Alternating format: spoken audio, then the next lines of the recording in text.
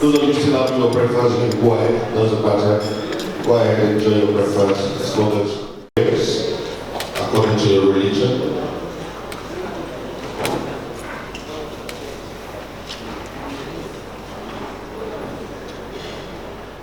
Society, governance, journalism, you name it. He has helped with in the field of education at our university. During our just ended COVID-19, he was one of the leading pillars that helped the fight against COVID in Sierra Leone. He has worked relentlessly for this country and he continued working for the country. Without boring you, I want to use the opportunity to please join me as I invite the facilitator, Dr. Gino Smith. Thank you very much. We are reputed to have held democratic elections, generally free and fair. But we also know that over the past decade or more, elections have come with violent activity, both before, during, and after the elections. They have not been very widespread, but we know they have happened. These elections that we are approaching in June are critical, in my view, for the country's stability and its future. We are going to have elections under a proportional representation system for parliament and local councils, something that some of us have been advocating for decades. Because we believe that it will reduce the tension, reduce the propensity for violence, and also provide a fairer representation in our representative bodies. However, there has been dissension, and one of basically the main opposition party went to court, lost the case, and the elections are going to proceed as planned. There is a lot of tension, we all know, we cannot hide that. There is a lot of tension in the country related to elections, which some of us believe have resulted from a belief now amongst those vying for political office that it is a do or die affair. People have come to believe that if you do not have political power, you cannot make it. And some people have seen politics as the way to become wealthy. Therefore, there is a lot of tension, and what, in my view, is perhaps more disturbing as we go into the next elections is the possibility of ethnic violence. We have seen this country polarized. We are now polarized virtually down the middle. And there's a danger that if action is not taken to prevent violence from happening, it may degenerate to ethnic violence. And I think we all know that that kind of violence and religious violence are very difficult to control and reverse. The bitterness that results from that usually takes a long time to heal. And therefore, it is critical that as we move into the next elections in June in a few months' time, there are mechanisms in place across all sectors to prevent violence taking place, not only during the election, but before the elections, during and after the elections. So I believe that this meeting is very timely, and I hope that all those who are going to make statements have thought through what their organization is going to do to prevent violence from taking place and present that to us. I hope that at the end of this meeting, we would have a roadmap across all sectors and across all those who will be involved in the elections to manage violence, to prevent it from happening. We are going to try to keep this, as I said, short and sharp. There is time allocated for each speaker, and I intend to be very strict in getting people to keep to the time. We're already behind schedule. I don't want this to last, to go on forever. So I would urge that if you have a statement to make, look at the time allocated to you. Keep your eye on your watch as you speak. And please don't give me the unpleasant task of calling you to order if you are going beyond the time allocated to you. So thank you very much. I hope we'll have a very fruitful day. I now Election and Conflict Prevention Working Group to make a statement.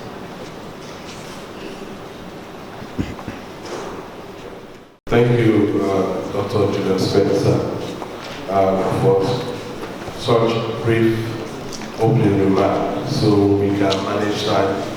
Good morning all, Your Excellencies and members of the international NGOs, heads of EMBs, security sector representatives here, political party leaders, and representative present here.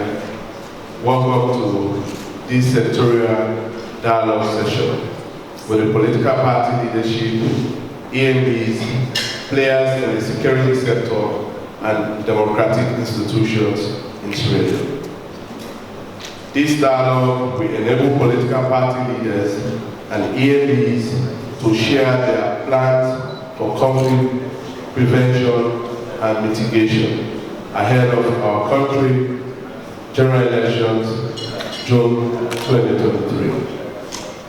Exchange in this dialogue will point to the need for collective responsibility to promote open democracy and election conflict prevention at all levels in political and community space. Ladies and gentlemen, the organizers of this event, the Election Conflict Prevention and Mediation Working Group, comprises of the Interreligious Council of Sierra Leone, the Eminent Women Peace Mediators of Sierra Leone, the Campaign for Human Rights and Development International, and the Electoral Commission of Sierra Leone, ECS. The group has intervened in over 18 by-elections, both local council and parliamentary by-election, conducted by the ECS since November 2020.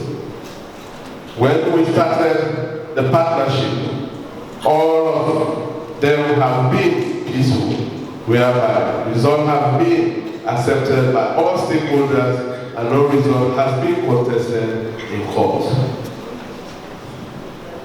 Friends, please allow me, on behalf of the ECPMG, to express our gratitude to Osiwa for supporting this event and our other activities. Mr. Moderator, ladies and gentlemen, elections are key to nurturing and strengthening a democratic culture, but they also present a particular risk of election-related violence. Elections, if they are not inclusive, fear can have stabilizing effect on post-conflict and transitioning democracy by allocating power credibly and democratically. A genuine electoral process can contribute to the inclusion in society of former ex-combatant, minority groups, and marginalized people in our society.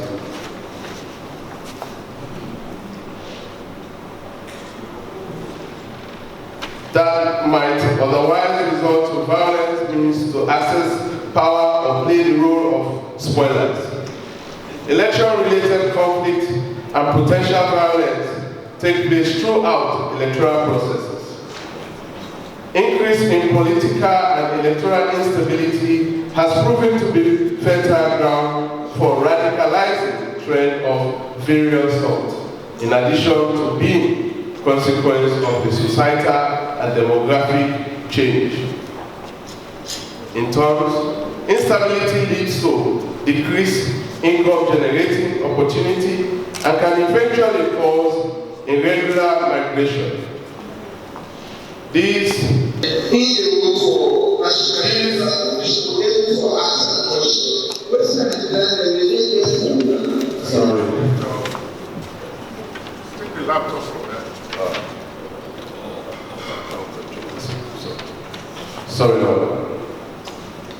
These collisions are largely still unexplored.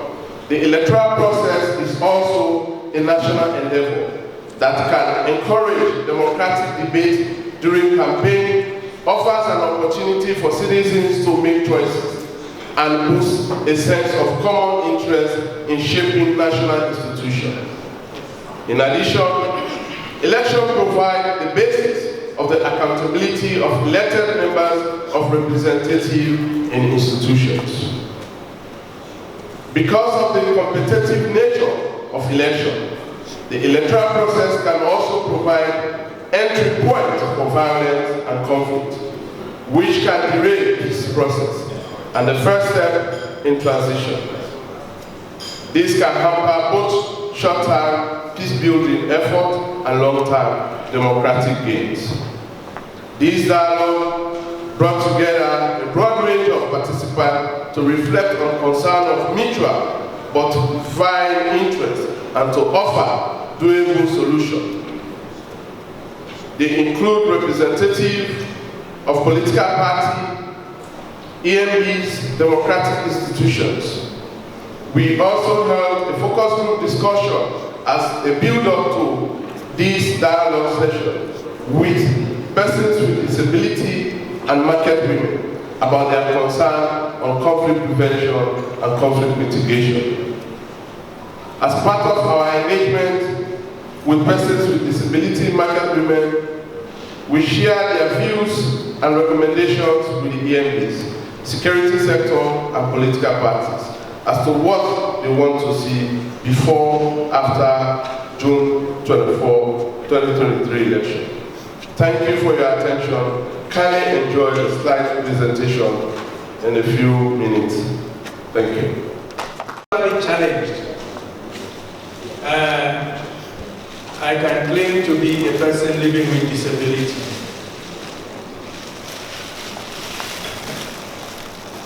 As I listen to what the physically challenged had to say, it occurred to me that most of us don't think that it is possible for us to become disabled or physically challenged. If anybody had told me 6 months, I was actually sitting in my office working on my computer and I started feeling funny, my eyes went dark, I thought it was my heart acting up. Eventually I went to the hospital and I turned out it was my eyesight. And when I actually had what the ophthalmologist called, it was a stroke, but it affected my eyes. So I can see, although my eyesight is now much darker than it was before, I cannot see any of your faces clearly as I stand here. But I can see, I can move around, etc. I can do everything, but I cannot read. So, please, let us take the concerns of the physically challenged seriously. In fact, I think I'm going to become an advocate for the physically challenged. Okay. Anyway, we are going to move on. Good morning. Distinguished colleagues of the diplomatic corps, chairpersons and members of various political parties, the Chief Electoral Commissioner and distinguished members of the Election Management Body, members of the Fourth Estate, ladies and gentlemen, all other protocols observed. I am delighted to have participated in this multi-sectoral dialogue with elections management bodies, political parties, and other key stakeholders to have discussions on elections prevention, elections conflict prevention, mitigations, and preparedness in Sierra Leone.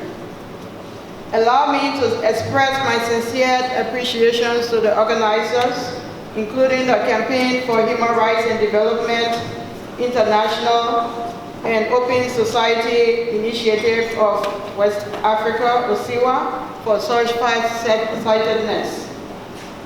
It is my fervent hope that this dialogue will help to ensure that we achieve an outcome that will promote a more cohesive Sierra Leonean society and, by extension, the Mano River sub-region.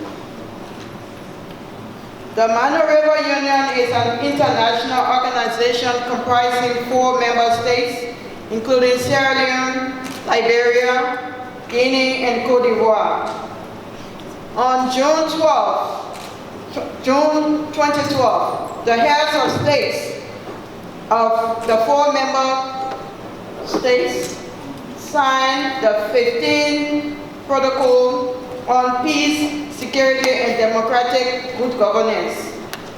This protocol mandates the MRU Secretariat to ensure regional peace, stability, by working with various stakeholders in mitigating all forms of violence, including electoral violence. Through this mandate, the MRU has been involved in several electoral observation missions, including presidential elections in the 4 Mano River Union member states since 2012. Additionally, distinguished ladies and gentlemen, as part of this mandate from the heads of states, the Mano River Union Secretariat established 38 joint border security and confidence building units at all Class A and Class B border crossing points as an early warning mechanism in helping to mitigate cross-border crimes. These joint border units have helped in addressing and minimizing election conflicts at various border points as they are far from the city centers. Your Excellencies, distinguished ladies and gentlemen, as we are preparing to witness 2 major elections within the Mano River Union, Sierra Leone and Liberia, in June and October 2023 respectively, the MRU Secretariat has begun engaging key stakeholders, including most of you who are here today, to develop a common framework for the entire electoral cycle, pre, during, and post-elections. We are also planning to host roundtables with development partners to develop resources and technical support for civil society organizations. This dialogue is expected to set the groundwork for more collaborative work within the Mano River Union sub-region in order to strengthen these processes. It is also highlighting the strategic steps that might be taken to help mitigate the impact of electoral violence. So in closing, to quote from the Yamoussoukro Declaration on Peace, peace is reverence for life. Peace is the most precious possession of humanity. Peace is more than the end of armed conflict. Peace is a mode of behavior. Peace is a deep-rooted commitment to the principles of liberty, justice, equality, and solidarity among all human beings. Peace is also a harmonious partnership of humankind with the environment. So today, peace is within our reach if we choose to collaborate. I thank you. Thank you very much. Distinguished guests and colleagues, My name is Victor Idris Alansana. I am the Vice Chairperson of the Human Rights Commission of Sierra Leone, and I am representing the Chairperson who is engaged in another very important official assignment.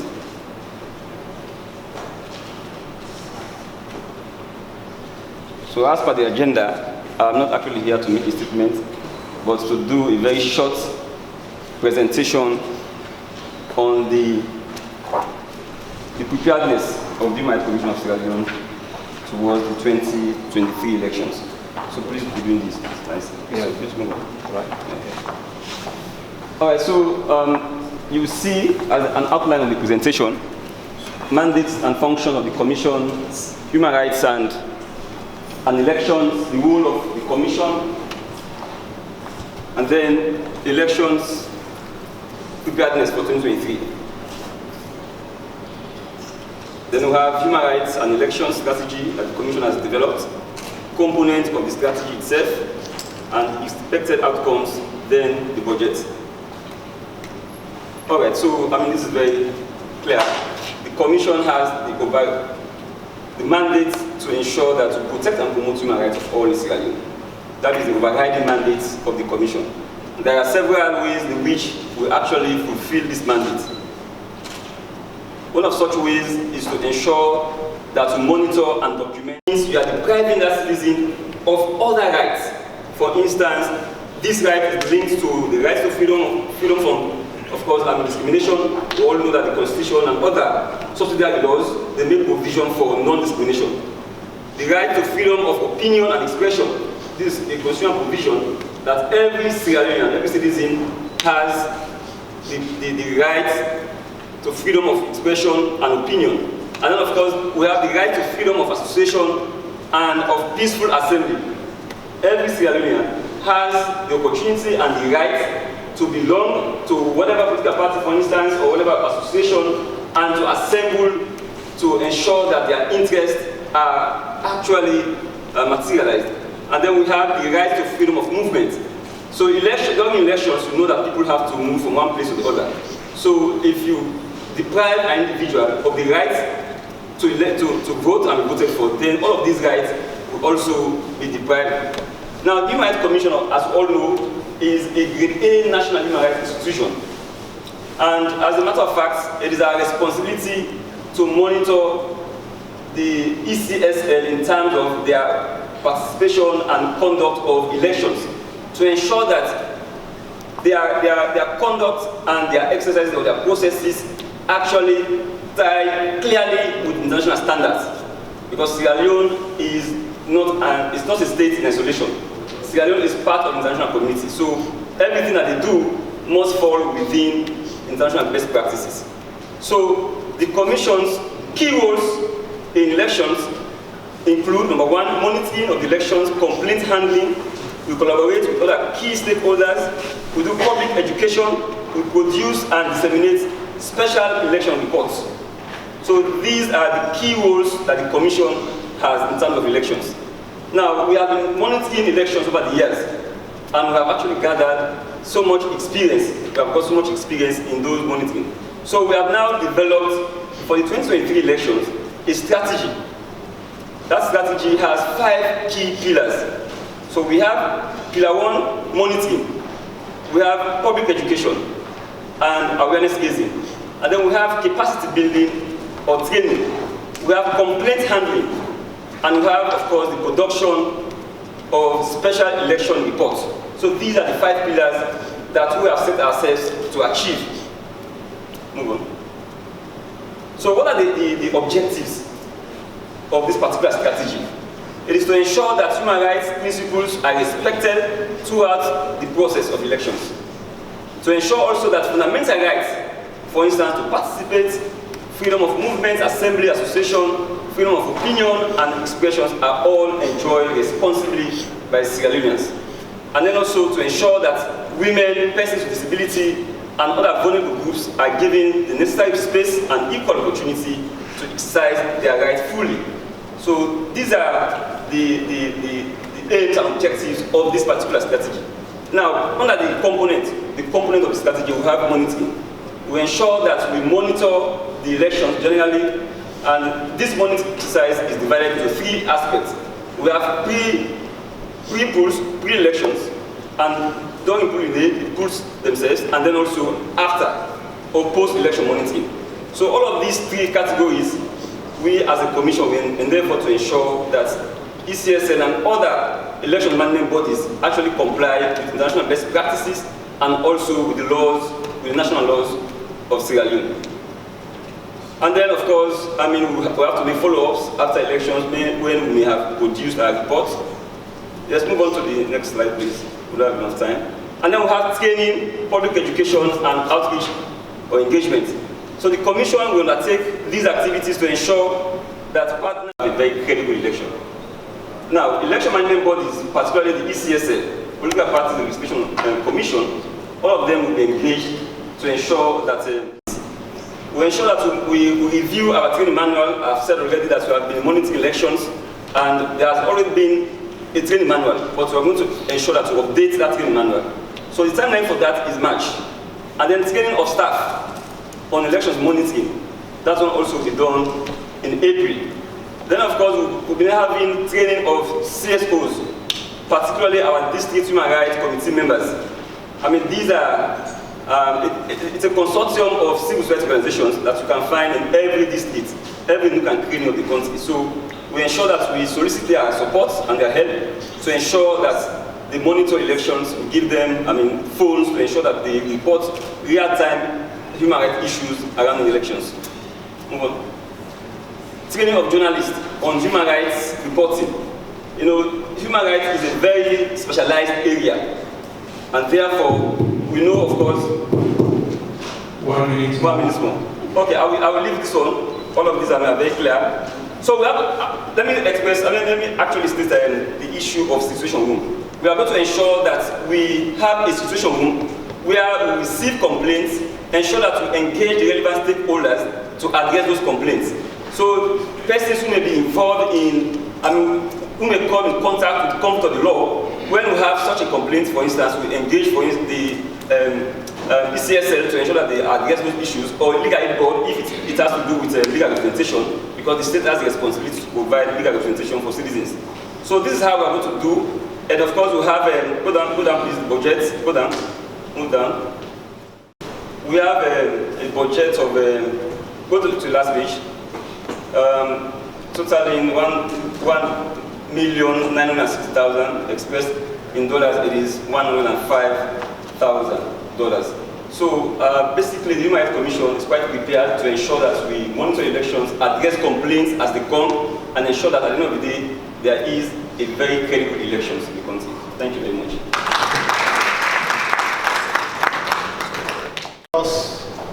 We believe that Sierra Leone is at a crossroads.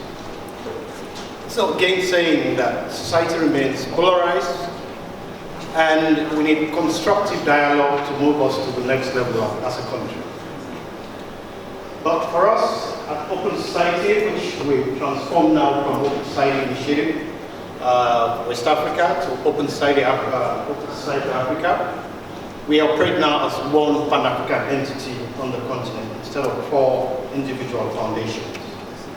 So we no longer have a physical presence here, so that justifies my breezing through Sierra Leone at this point in time. So I have a Pan-African mandate within the policy unit of the Open Society Africa with a couple of other colleagues. But ladies and gentlemen, we're quite keen on conflict prevention because of where Sierra Leone is as a country. And we believe that no individual or single organization can do it alone. It's about constructive dialogue, it's about getting political parties to talk, resolve issues, intra-party issues, but also inter-party conversation. There is no way you're going to resolve issues without talking to each other. But also, I think you will all agree with me that the judiciary and the security sector play a crucial role in elections. I mean, since 2007, 2012, 2018, the judiciary has been actively involved in our electoral process. I don't know if they're here today with us, but that's another critical stakeholder that must be involved in this conversation, in spite of their independence and their impartiality. But more so the security sectors. So we must create that platform. I'm happy that Chadi is working with the Inter-Religious Council, the Elections Commission, the Sierra Leone, and all of the stakeholders to really promote the dialogue that we need here in Sierra Leone, ahead of, during, and even after the elections. There's so much that we can all do together. I'm speaking now as a Sierra Leonean, not just as Open Society Africa representative. There's so much that we stand to benefit. But before I sit down, let me just reiterate that the influence, the impact of substance abuse is worrying for me personally, but also for our institutions. Driving across the city and the sub-region, drive to Liberia, you see it, you feel the fear. Drive to Guinea, you feel it, you experience it. Sierra Leone, I think all of us in this region, this is an epidemic that we're grappling with, that we must treat with the seriousness that it deserves. Unfortunately, we only pay attention to the consumer, the substance abusers. Even those that are involved in the trade. Sadly, they're always big people. They're always influential people across the sub-region. And it has grave implications, ramifications for the peace and stability of not just Sierra Leone, but the entire sub-region. We've seen violent extremism across the sub-region. We're just a few miles away from what's happening across Burkina Faso, sometimes even in Côte d'Ivoire. So let's all treat the elections with the seriousness it deserves. Obviously, with the Chief Electoral Commission on your team, the onus is on you. The peace and stability of this country. We're all looking forward to you and your team to deliver credible elections. And Sierra Leone is known for credible elections. I know elections don't come and go without concerns, without disagreements. People will always have their own views, but that's the nature of the game. But let's do our best to make it as credible as possible, as fair as possible, so that we all move forward as a country. There is no way this sub-region is going to progress without stability. And elections play a crucial role in the whole electoral process. Let me congratulate Chadi, the Religious Council, Elections Commission, and eminent men, and all other people that are involved in this process. Keep talking. I know there are several election situation rooms that are going to be established, whether it's women, whether it's OneNet, and so on. But the only way we're going to succeed, we're going to have credible elections is by talking to each other, comparing notes, and preventing the conflict. It's much easier and cheaper to prevent conflict than to resolve it. Thank you so much, and God bless us all.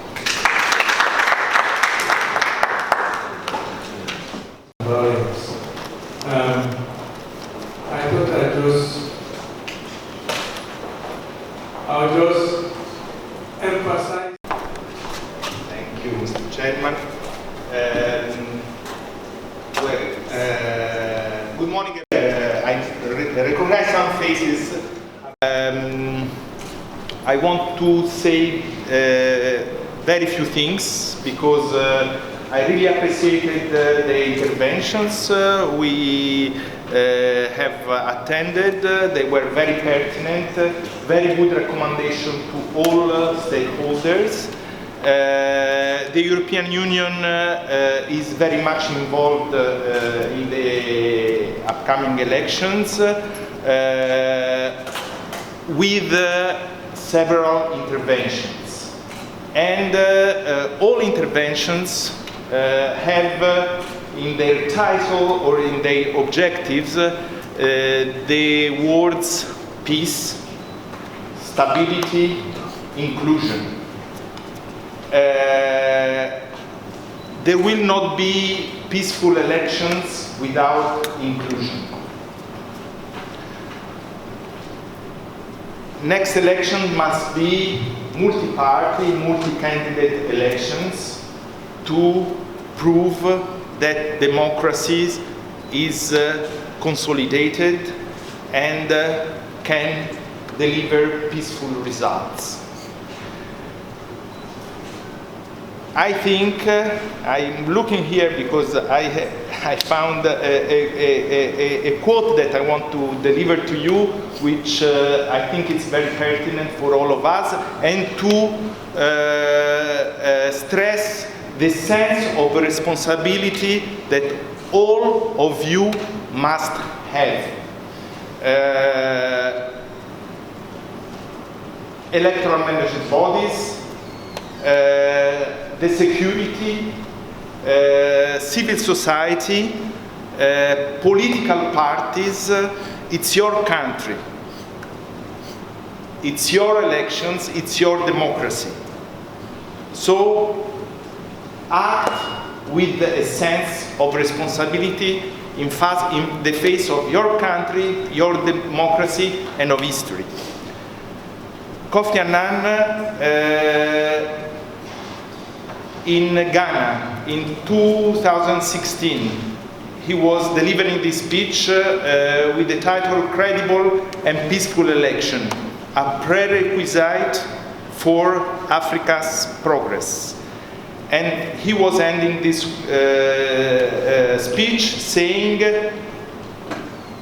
our generation ushered in the Fourth Republic enshrining democracy, but democracy is never fully achieved. It is always work in progress. It is up to you and the next generation, the young men and women in this room, to work towards deepening and sustaining the democratic ideal. It is your country now. It is your world. I hope to have convinced you that deepening our democracies is a crucial struggle, not just for our future prosperity and peace, but also for our fundamental human aspiration to live as free men and women. At the end of the day, what matters is not so much which candidate or which party wins an election, as long as the country wins. Thank you.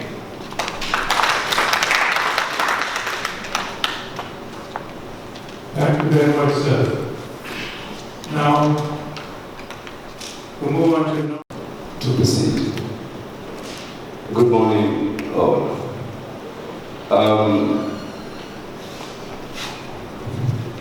I'm actually leaving for another engagement to represent the Inspector General of Police here, who is unavoidably absent because of another engagement in a sensitive issue of national security. So I start by way of introduction. I am Brian Maja, Assistant Inspector General of Police, and the Director of Operations. The Sierra Leone Police is responsible for internal security. In actually performing that role, we are very much aware that we need to cooperate and collaborate with other members. And that is why even in the area of crime management, we prefer community policing, which is community collaboration and cooperation with community members, because what happens in communities. Community members are doing it, and communities are actually in better position to tell the police how to manage their situation by operationalizing it. By the responsibility given to us to handle internal security, we provide support to the election commissions of Sierra Leone throughout the 3 phases: the voter registration, conducting elections, and counting. That's before, during, and after. But even there, in doing it, we equally cooperate and collaborate, engage other stakeholders. Recently, the ONS actually led a team involving security forces right across the country to conduct needs assessment. We actually wanted to know what the police are. The police and others are actually work with the police to achieve a peaceful outcome of presidential and general elections, and what are the gap areas. Because we believe when we handle the gap areas, we provide them the needed materials, they will be able to perform their role excellently. And it was a successful conclusion. We were able to know what actually they lack, what they need really to have, and we are putting in place to see how to address that. In democracy, we actually expect tolerance. And expecting tolerance, we expect from members of the public that actually they should be law-abiding. They have to respect rule of law. I remember the first speaker said, oh, we don't want police officers to be armed, or we don't want police officers to use rifles. We don't really want to use rifles at all, I must add that. I have been around for quite a while in the SMB for the past 35 years. But I want to hasten to inform the first speaker that this is the only period that the police officers have been on their toes throughout. From the 2018 elections, we have not had a breathing space. We have had political opposition and political sympathizers and well-wishers on the opposition actually attacking police officers. This is the first time that they have used armed police officers. We lost 7. It was initially 6. The other one was knocked on his head. The head got fractured. We don't have the means, the resources. We must commend this government for actually in the area of, in the midst of competing priorities. They are really supporting us. They recently provided us with 6 vehicles. We are expecting another 24, including 4 boats. This is the very first time we are actually being given boats.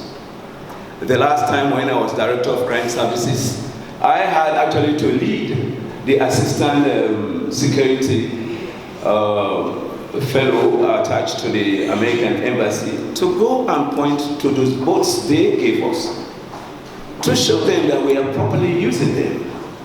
This is the first time our own government is giving, because we actually need to access areas that we cannot do without boats. There are areas we go through by crossing rivers, and so we must thank them for that. And on our part, we have actually started conducting internal training. We have actually proposed that we train other stakeholders that help us. In the last elections, we were expected to give officers in the region of 18,000. And now that has increased by some percentage. We really need people, police officers, to man over 20,000, 22,000. And so that means we need the military, we need the correctional center officers, we need even the chief of police officers, the prisons, and that is why actually we intend to conduct training so that we'll all be on the same level playing field, and we'll be able to relate, and we'll be able to conduct the election very well. As I speak to you now, we have 1,000 police officers in training, and we are expecting to train another 1,000 before we go to the elections. But all that will just raise our population to about 70,000, 60, 70,000. It won't be enough. We will still need people to help us. But I must inform you people that with the present capacity training we can say without hesitation that we are able to provide security, safety and security for the following. We can say here that we'll be able to provide security for the voters, the aspirants, the electoral materials, polling staff, polling agents, election officials, national and international observers, and polling premises.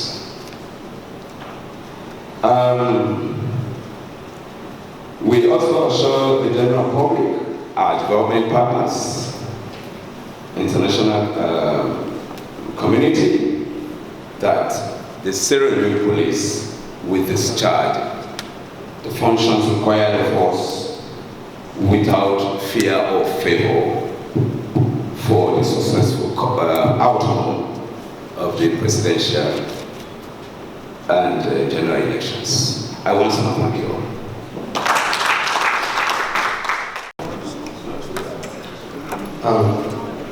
Mr. Moderator and conveners of this consultative engagement, because of the exigency of time allocated to me, please permit me to skip the usual salutations.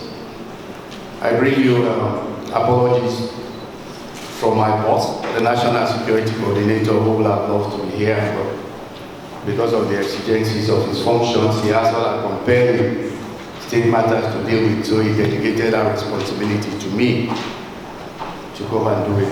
5 minutes, well, we call it a presentation, 5 minutes talk on his behalf.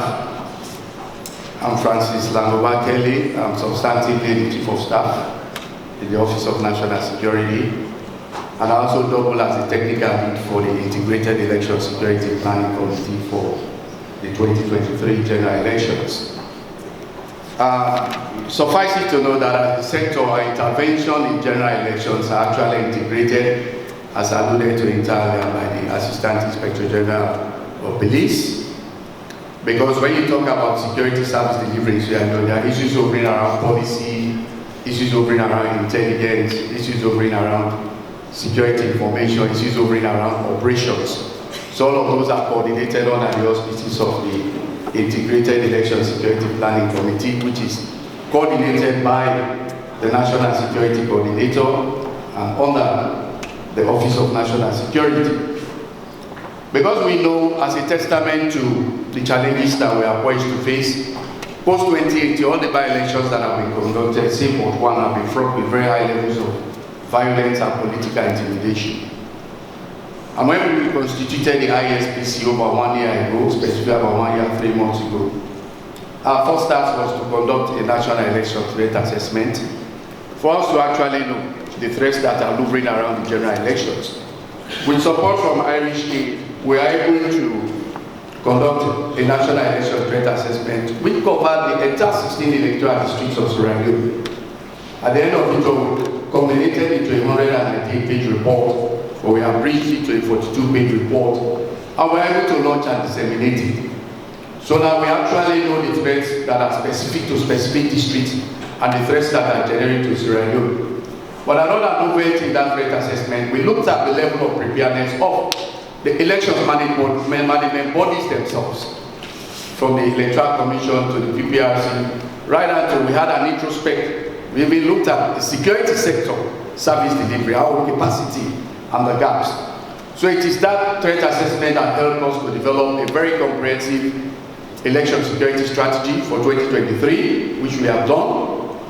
It's from that threat assessment that helped us to develop a very comprehensive election security training manual, which is about 120-page report that covers around 19 different modules and topics that we soon start rolling out. And it is from that threat assessment that we're able to develop a very comprehensive communication strategy for the 2023 elections. So we've done all of those, as entirely stated by the AIG. I led a team, you were also part of it, in security sector institutions. We did conduct a needs assessment to look at our manpower spread. It was a kind of SWOT analysis as a precursor to the 2023 general elections. And that is going to inform our deployment and the allocation of resources for our deployment. We know that resources are not infinite, and we also know that the sheer strength of the police cannot make provision for the requisite security for 2023. Therefore, other appendages of the sector are going to be used to assist the Sierra Leone police. We contemplating making use of between 23 and 24,000. If you aggregate the entire police, they cannot reach that strength. So the other appendages of the sector have to come in. And because you are making use of other sector institutions in roles that are traditionally not within their domain, that is why from the 19th of this month, right up to the end of March, we are starting the rollout countrywide, the rollout of the training of trainers. There are two sets of models, one on election security and violence, and the other on conflict prevention and mitigation. Because we are quite poised to ensure that we provide the requisite security for all political parties that will be taking part in the elections, all voters, election management bodies, electoral observers, and the like, across the board. And we're poised to do that professionally. And we're also planning to have in May 2 consultative engagements, because it came out from the National Election Threat Assessment that paramount chiefs in some instances have tendencies to be partisan. They are not receptive to alternative political views within their chiefdoms. We want to have consultative national dialogue forums with paramount chiefs and traditional rulers as part of our confidence building measure. And within that May, we also are going to have national consultative engagement with political parties. Because we don't want to go into the elections. The security sector is already in a catch-22 situation. When political parties are involved, or when they are in opposition, they cry foul that the security sector is being used at the whims and caprices of this governance structure that is in existence. But then when they go into opposition, they also begin to cry foul. So we are always in a catch-22 situation. But in order to dispel some of these misgivings and to build confidence, we're also going to have national consultative engagement with them. So these are some of the things that we plan to have as we go into the elections. And we also started the rollout of our communication strategy nationwide. We're going to engage communities. And UNDP, with support from UNDP, they have availed all the services of a national situation room expert who is working with our national situation room. As part of our early warning and response mechanisms, we're going to conduct training for all of our decentralized structures. And we're going to develop special memorandum of understandings with other situation rooms that are existing within the country, so that they can have, because we manage the overall national situation room. You know, we are in all intelligence and information are fair, either for policy directives or for operations. So definitely we have to develop structured memorandum of understanding with other institutions or CSOs, NGOs that have national situation rooms, so that we can both be complementary. And we also plan to have engagements with the media, constructive dialogue engagements with the media, so that they can really understand the modus operandi of security sector service delivery in elections. And we can also understand some of their own apprehensions and misgivings they have, so that we can have a joint and symbiotic relationship in terms of our service delivery. As part of the post-conflict elections, we've also designed a program. Because in 2018, we found out that after the 2018 elections, communities were fractured. Hastily, the president now put us together to go around this country to reconcile communities. In some instances, there were rapes, there were arson. It was a Herculean task. So taking note of that, what we've done is to develop a special strategy for post-elections community engagement. That is all part of our early warning and conflict prevention mechanism. Because we've noticed that the challenges that we are likely to face in 2023, based on the National Election Threat Assessment, are going to surpass the challenges that we faced in 2018. And we really want to instill public confidence into our service delivery. We really want to be beyond suspicion and beyond reproach. We are even going to conduct study days so that we can have introspect of our own service delivery. Security sector study day for ourselves. Where we look in-house, look at our pitfalls, look at the gaps that are inherent within us, and see how best we can be able to address that.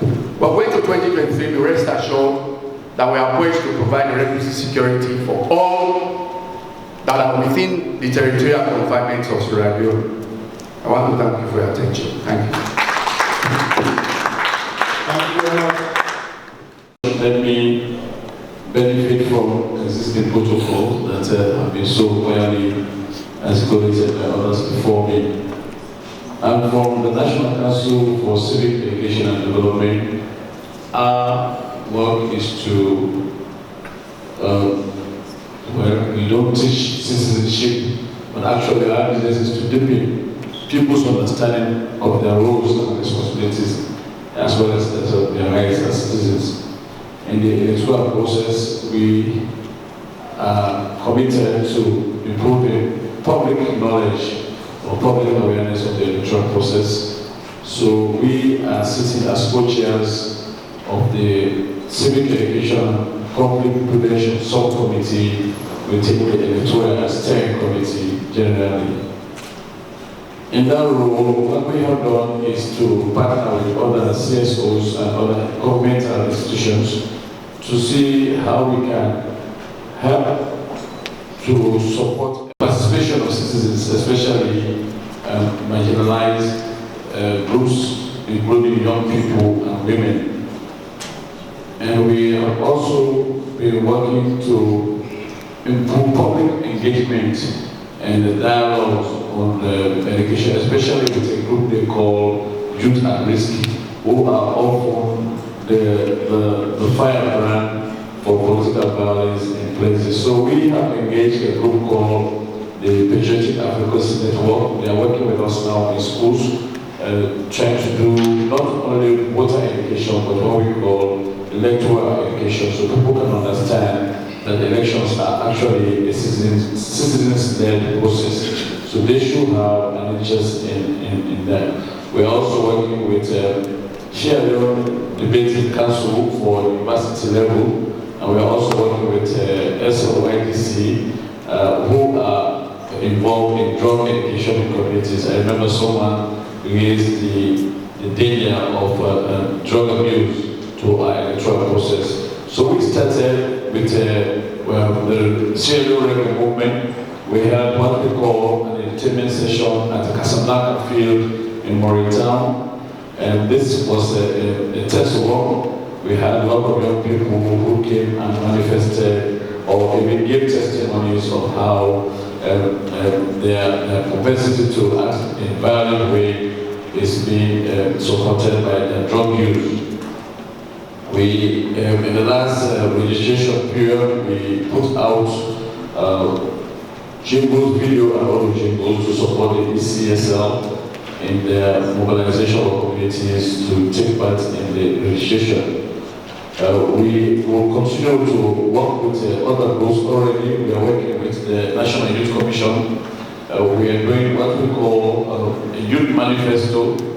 In the youth manifesto, young people are expected to declare their aspirations for the 2023 elections. And at the same time, we are also getting them to sign an understanding and to eschew violence in all of their conduct.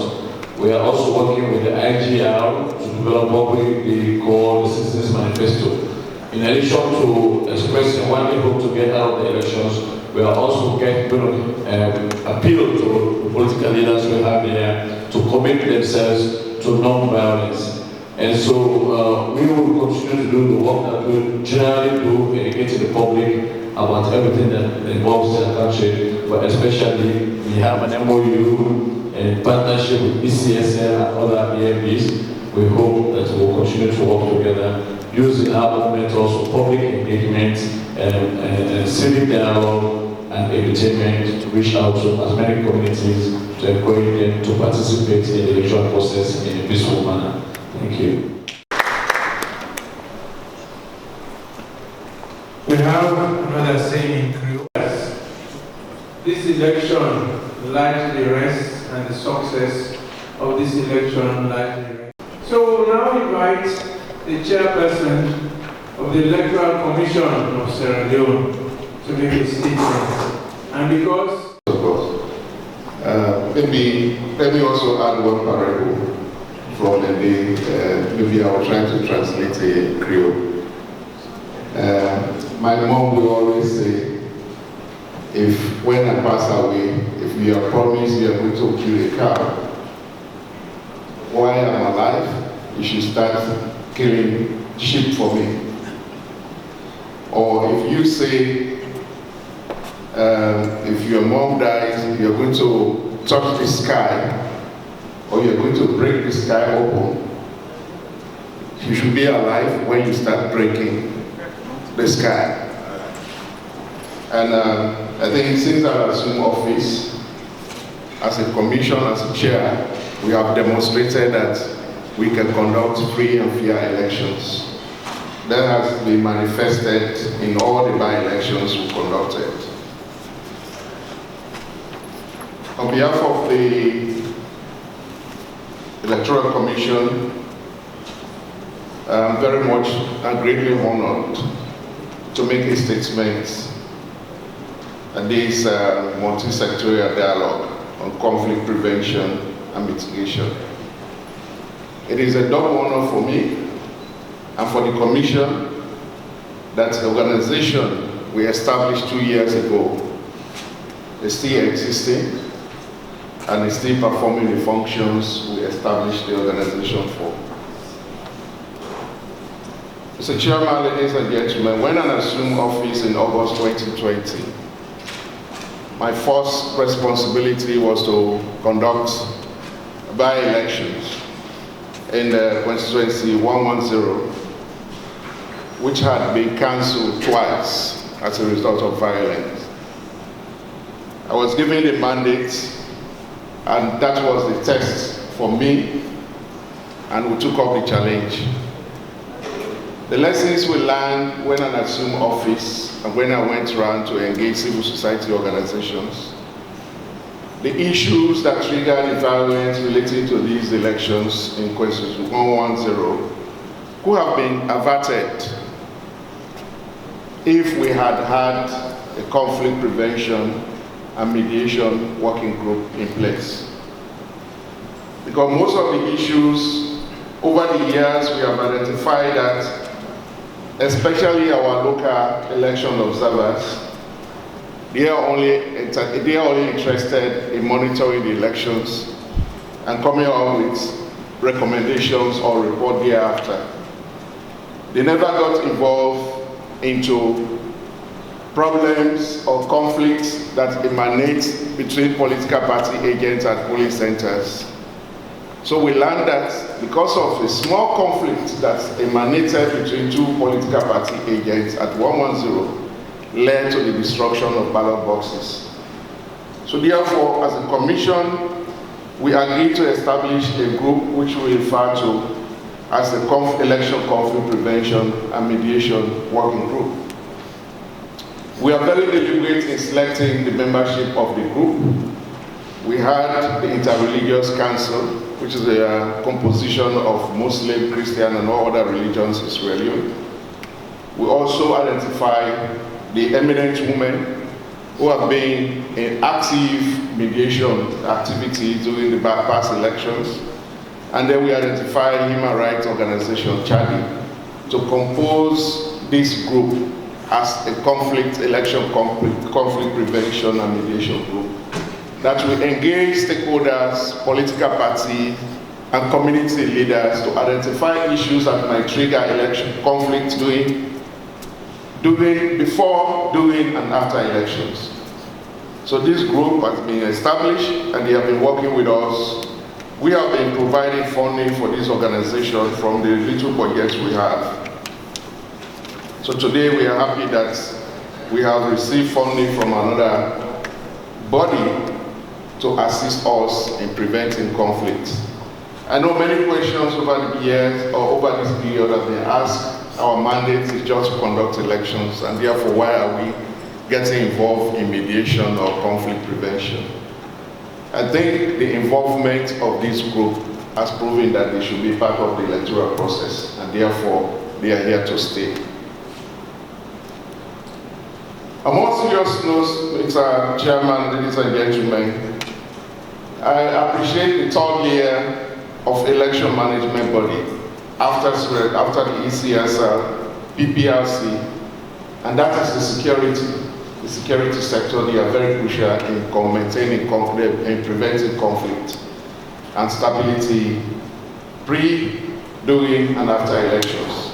Unfortunately, I'm a member, as chair of the Electoral Commission, I'm a member of the security sector. And therefore, we have been working with them to set up the risk assessment or the threat assessment. We have identified areas that we can collaborate. And one of the benefits of being in this group is that whenever the conflict prevention team, during their pre-election engagement, their issues they identify, they provide information to me, and through my relationship with the security sector, we call upon them to intervene. That resolves so many political parties who were arrested or are arrested during some of the by-elections. Because of our intervention, they were released and they were allowed to go and participate in the electoral processes.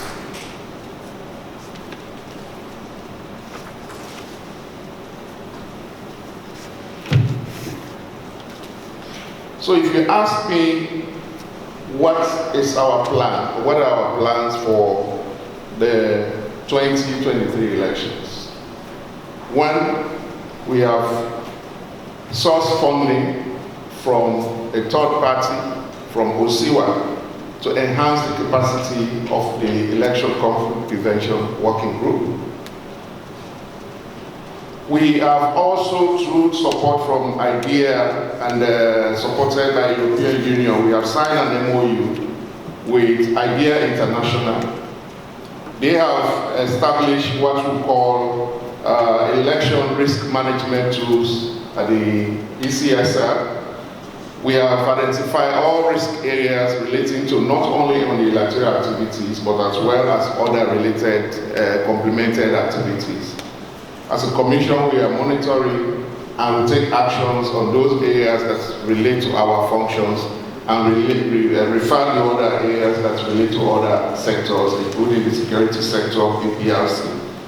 So that's a tool as a commission we have put in place to ensure that we analyze, we assess issues that might trigger violence or violence in elections. Another approach for us since we have assumed office is to operate an open-door policy, collaboration with political parties, civil society organizations, and other members of the society to ensure that whatever concerns they have, they can reach me directly and we can find solutions to those issues. So that's a very good approach we are going to utilize during these elections. Our doors remain open to political parties, to civil society organizations. And therefore, we are having a series of meetings with multilateral partners. For example, we have recently had a meeting with Mano River Union to brief them on our preparedness. And they are also supported, they are going to support some of the activities if they have the appropriate funding.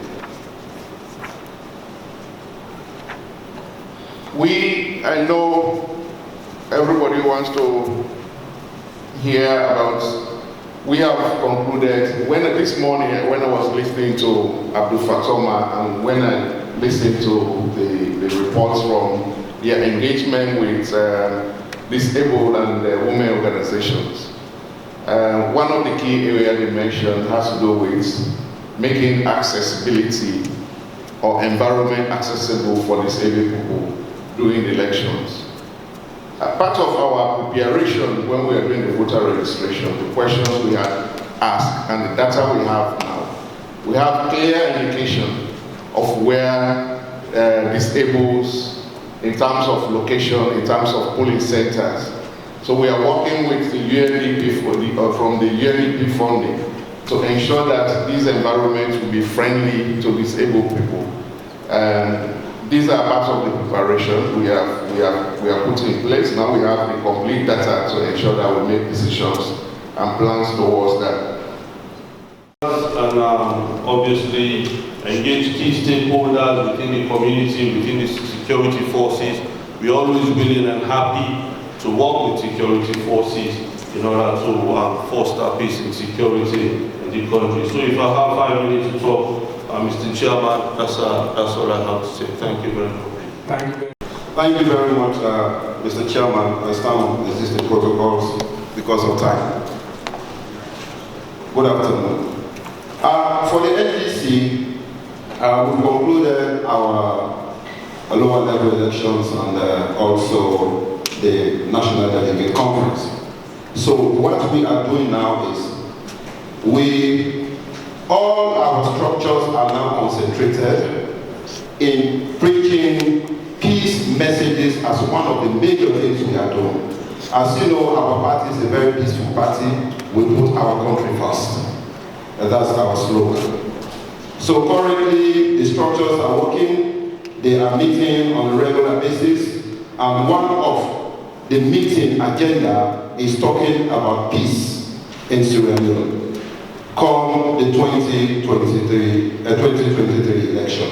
For we know that the only way we can have a peaceful election is through dialogue. The other thing we are doing, we would like to work with ECSL to have clear code of conduct for the forthcoming election. We because if you don't have a clear code of conduct for the coming election, we see some problems. Normally, people try to flout those code of conduct. And the other thing again, we also want to work with election management bodies. Like for example, we had a meeting last with ONS, and we came up with some action points. Like we agreed on having a press conference, a joint press conference of all political parties in order to denounce hate speech. Because this is one of the problems in political issues. Number two, we also agreed to have press release from all political parties. NGC did that, denouncing hate speech through social media, but when last we checked, only 10 political parties did that. So we still want to work with all election management bodies in order to see that we have a free, fair, and violence-free election come 2023. The other thing also was to have joint engagement. We agreed to move to our individual membership up country because Freetown is not Sierra Leone. So that seeing all the 17 political parties together, preaching peace, talking to them about peace, that also was the other action point, and we are ready as political party to join other political parties in order to talk to our membership. You can see, we know all political parties have their internal issues. NGC is not far from that. But as a political party, the issues we have, our National Elders and Trustee Council is handling some of those issues. For you to know that we are peace political party. We always preach peace internally and we preach peace out of our political party. Although, Mr. Chairman, you are saying that if we have the recommendations, we can make it, but we have a series of recommendations for election management committee. We'll put that in writing and we will let them know that one. But we want to make it very clear that the NGC is ready to work with all election management organizations for us to see that the 2023 election is free from violence. Thank you very much. Thank you. Good morning, ladies and gentlemen. Good afternoon. Good afternoon, ladies and gentlemen. Thank you, Mr. Chairman. Mr. Chairman, please allow me to stand on all existing protocol. In the first place, I want to thank the organizers for such a wonderful gathering. But in the first place, I also disappointed because I did not receive any correspondence from the organizers. But as a true Sierra Leonean, I believe that when you talk about national issues are very key, and I want to add my own voice towards that. Thank you. Of course, I earlier on heard from my mom. He has presented so many issues here this morning. These are some of the key issues I want to recommend. In the first place, talking about political party rallies, of course, which is good. I can still remember August 24 when the ECSL organized a meeting here when we talked about a rally. All political parties agreed to ban political rallies, which is very good. But not all that, we also recommend, what we also recommend there is that people have to set a regulation to stop political party rally, which is very good. I think if PPRC organize that kind of thing, I think we have a successful election. So we talk about the security sector. The SLP should be more professional to seek the welfare of citizens of this country.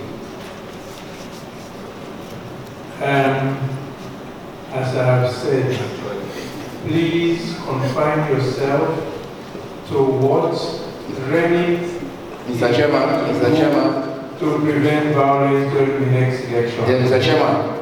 The key concern and recommendation, please, this is not a martial meeting. We are here to make our recommendation. No, sir. Please. No, sir. You are not here to make recommendations to anybody.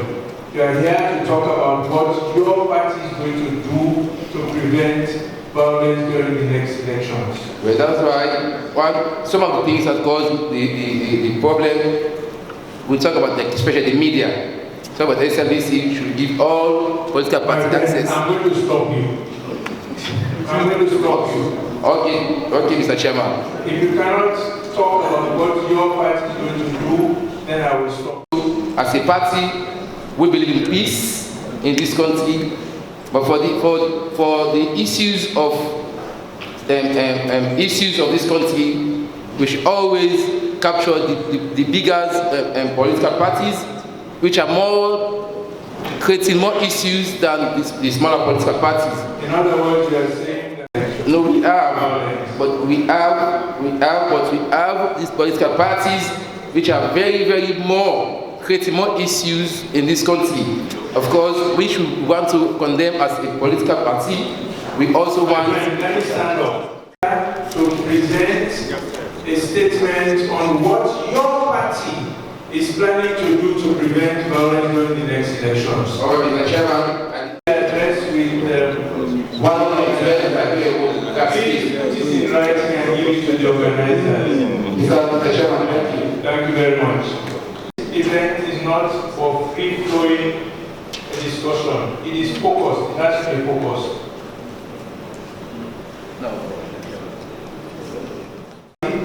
If you have a statement on what your party is going to do to prevent conflict during the next elections, please make your statement. I think today we have a very strict and rough chairman on this occasion. And I think, Mr. Chairman, I stand on all of existing protocols. And I think the double chairman, the holy man that has two titles, the chairman of PDP and also doubles to be the chairman of the All Political Parties Association, and who happens to be the number 5 man in the country. Because as the father of all the party chairman. Mr. Chairman, election violence or election-related violence has the potential to derail sustainable development and growth in a nation state.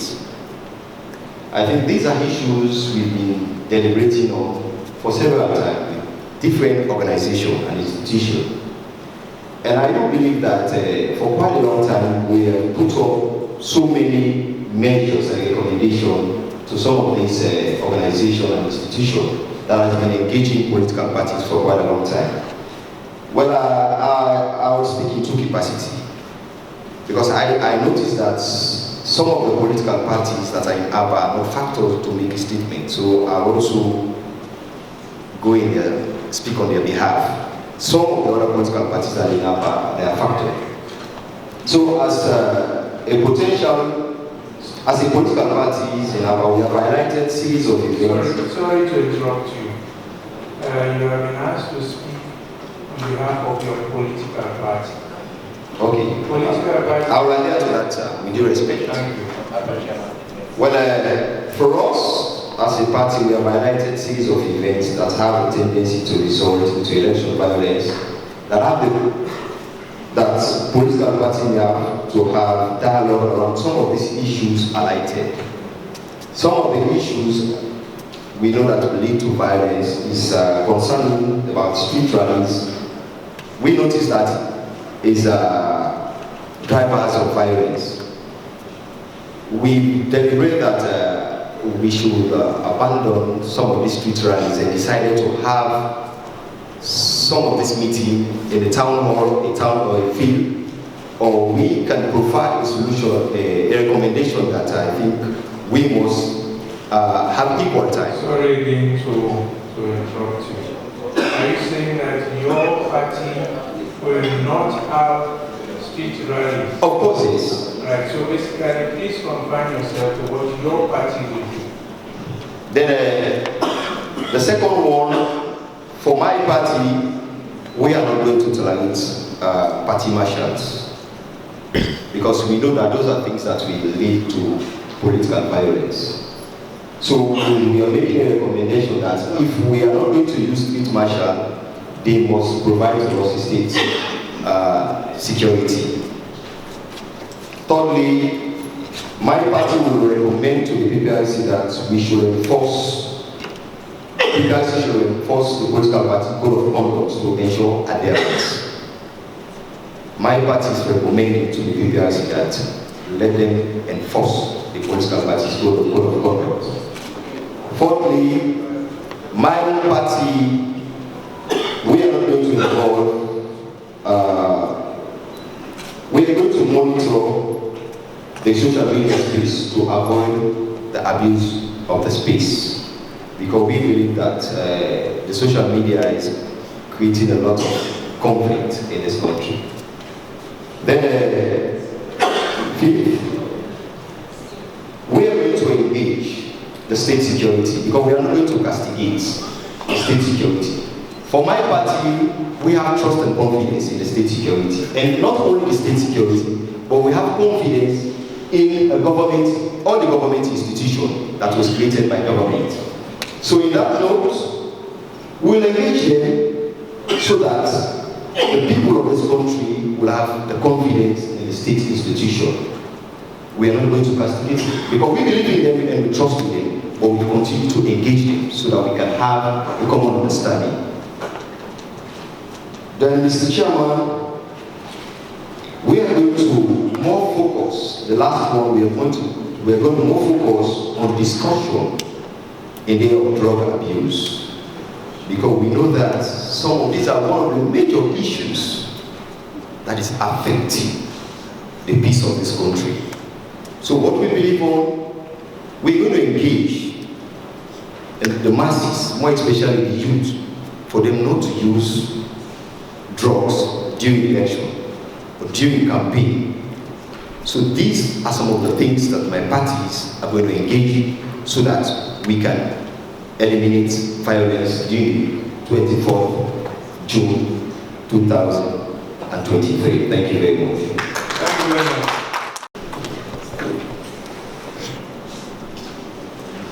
Good afternoon, everybody. I'm Halima Tulusidin, the Deputy Leader and Chairperson of the United Democratic Movement Party, UDM. I'm here to make a brief statement on our preparedness for the coming election in June.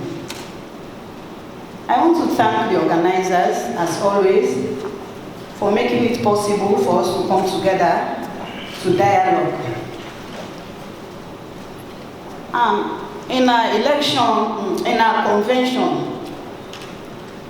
on the 10th October, my leader and chairperson, Alhaji Mohamed Soa, in his keynote address, made it clear to all his followers that we should all stay away from violence and put our country first. Wherever you go into the world, you will not hear people naming another Sierra Leone, unless our one and only Mama Salou. Quote can be quoted. We have started taking part in the national debate that brings unison amongst the members and supporters. They have actively taken part. That shows we are in readiness. Also making use of the newly signed gender bill, the Gender Act. We are preparing our women to start with, and the next, let me say on next week Monday, our women will be going out with the NDI and other organizations to be trained for readiness to take up offices in parliaments and councils. As our motto goes, UDM, yes we can. Yes, we can do it. The women can do it, the youths can do it. In the case of the PWDs, as we always tag them as confucianists in Sierra Leone, the UDM elected two PWDs, one as the youth leader and the other as the deputy youth leader, to take up seats in the national executive. Sierra Leone as a peace-abiding country, we should stand out to say no to violence. We always sensitize our members and youths to stay away from social media confrontations, making good use of the social media. We advise them, and that is why we have our complaint offices. We always tell them that we have our headquarter office, which is at number 2 by Buer Road. We also have our regional offices to make complaints there whenever you are attacked by any other individuals, to stay away from violence. To crown it all, we say no to violence, as Sierra Leone is a peaceful country. We are law-abiding. Some people will say, in our community language, this election, me I not go there because the tension where this girl forgets. It won't happen that way, because we are now planning, we are now working together, making use of those elements that will bring back our peace, that will make us sustain our peace in Sierra Leone. Once more, I say yes, we can. We will continue to abide to peaceful elections in the forthcoming election. Thank you.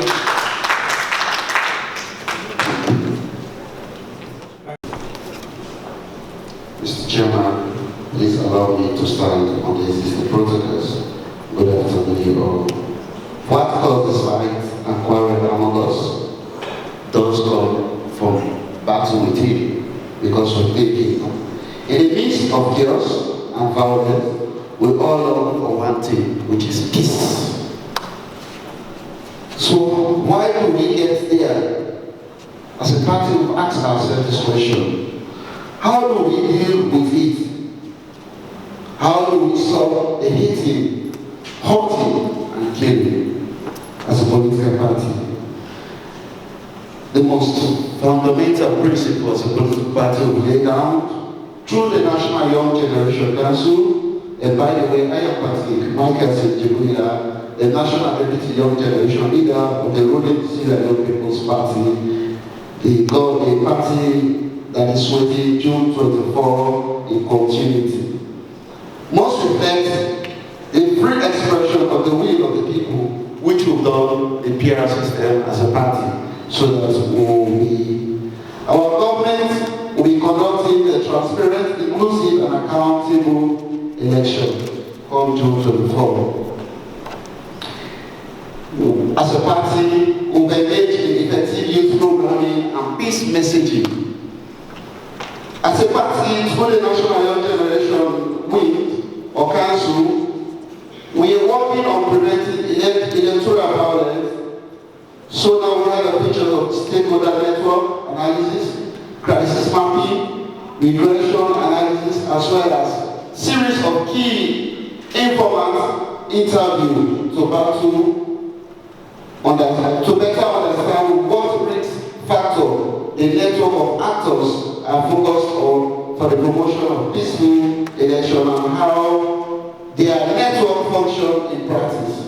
This analysis maps out stakeholders' role and responsibility, ways of collection,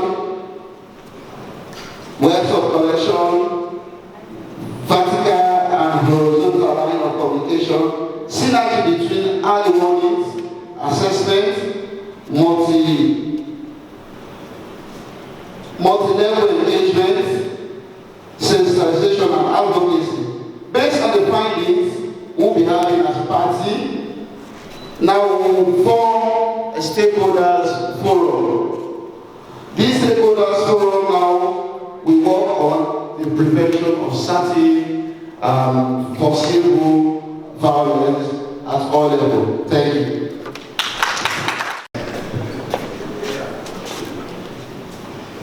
Thank you very much, Chairman.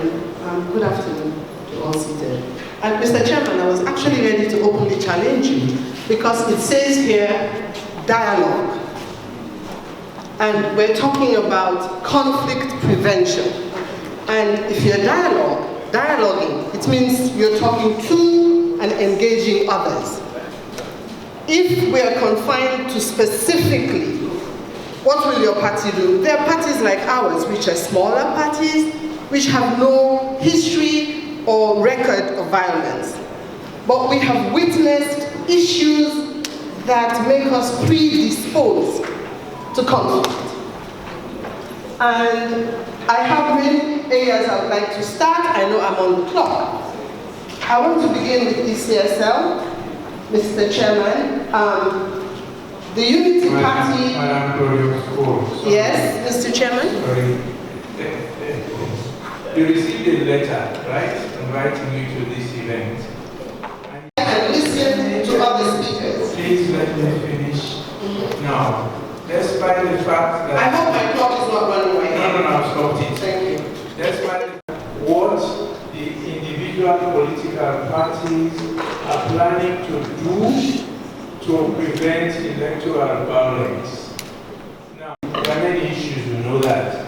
But let us first hear what your political party is planning to do to prevent violence. We need to talk and promote, not it is done and dusted type of conversation that we had when we rolled out the PR, Mr. Chairman. But we would like for you to engage us, if you want to engage us specifically as a party, on one, who are going to man the polling centers. We had asked before for an audit and we were refused. We would like to know who the people are that are going to man the tally centers.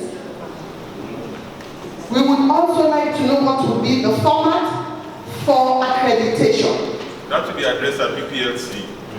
I believe this is my 5 minutes, sir, or 3 minutes, or 2 minutes. You have 5 minutes to... So what I will do is what I'm saying. So we will want to request... in that case, there is no sense in me talking, sir. Madam Claudia School. Yes, Mr. Chairman. I think we...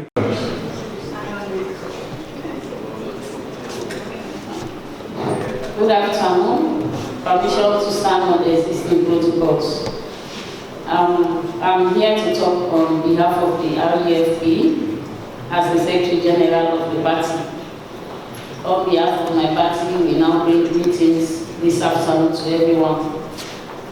Irrespective of security, hate speech, and what the party tends to do in terms of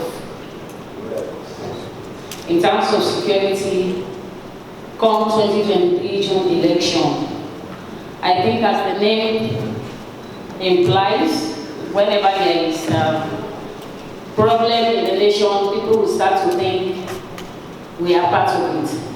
Even though we came from war, but we have been peaceful. And we start to maintain the peace since the signing of the accord.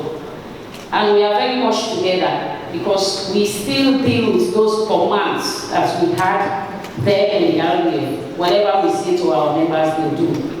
We have never been found wanting of any corruption or fighting issues, insecurity in this nation, and we will stand by it.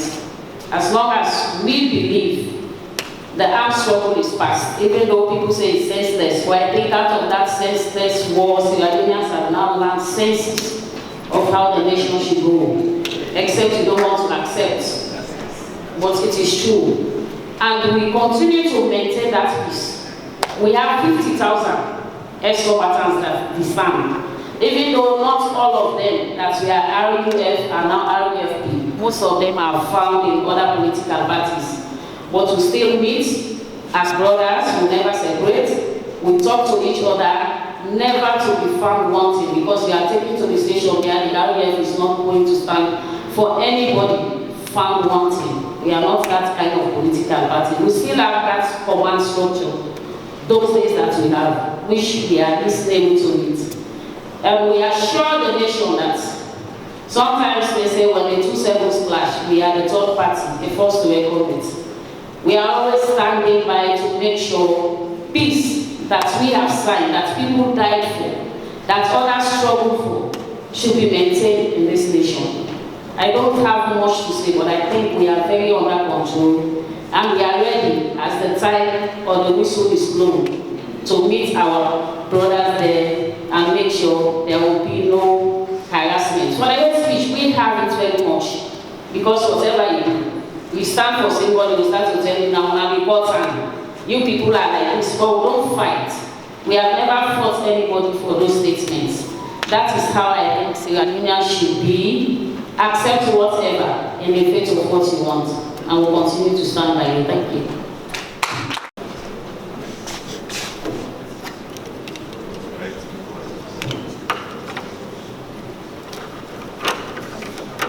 I bring you the name of peace. Assalamu alaikum wa rahmatullahi ta'ala wa barakatuh. Mr. Chairman, allow me to stand on existing protocols. First and foremost, I want to congratulate this lady, the sign interpreter, for your cool and marvelous job you've done since this morning. Thank you. I recognize you. Mr. Chairman, electoral violence is the greatest threat to peace, to free and fair elections.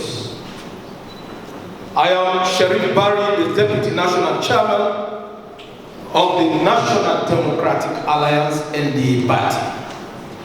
Mr. Chairman, I will go by the rules. The following are my points as a political party.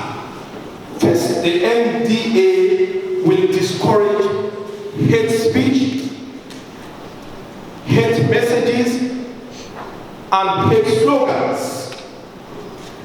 Two, the NDA party will train our political agents so there will be no discrepancy during the day of polling. Three, the NDA will engage in robust sensitization on the PR system, so at the end of the day, the party will secure at least 30 members of parliament. The NDA party will not engage in rallies and hooliganism.